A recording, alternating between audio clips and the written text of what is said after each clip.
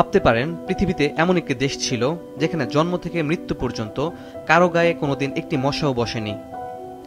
কিন্তু এবার সেই শান্ত রাজ্যেও নেমে এসেছে রক্তচোষা আতঙ্ক। আইসল্যান্ডে খুঁজে পাওয়া গেছে ইতিহাসের প্রথম মশা।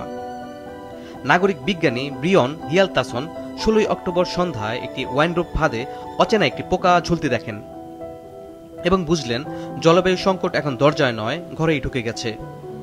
সঙ্গে সঙ্গেই তিনি ধরা পড়া উড়ন্ত আতঙ্কটিকে পাঠান ন্যাচারাল সায়েন্স ইনস্টিটিউটের ম্যাথিয়াস আলফ্রেডসনের কাছে, যিনি নিশ্চিত করেন এটি কোনো সাধারণ পোকা নয়, এটি ঠান্ডা সহিংস কিউলিসিতা আনুলাতা নামে এক ধরনের মশা।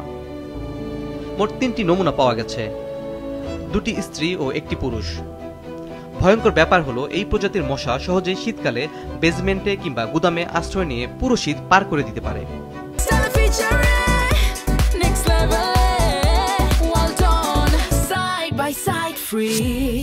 বিজ্ঞানীরা বরাবরই আশঙ্কা করেছিলেন যে আইসল্যান্ডের জলাভূমি ও পুকুরগুলো মশার জন্য পারফেক্ট প্রজনন স্থল হতে পারে।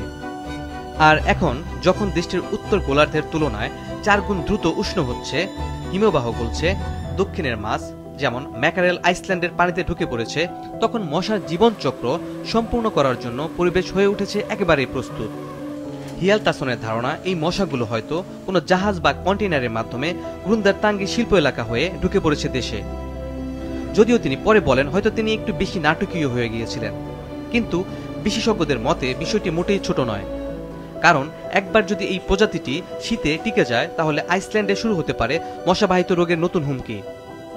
ইতিমধ্যে বিশ্বজুড়ে জলবায়ু পরিবর্তনের কারণে এশিয়ান টাইগার মশা কিংবা মিশরীয় এডিস ইজিপ্টি প্রজাতির মতো রোগবাহক মশা যুক্তরাজ্যের মতো শীতল দেশেও ডিম ফেলেছে।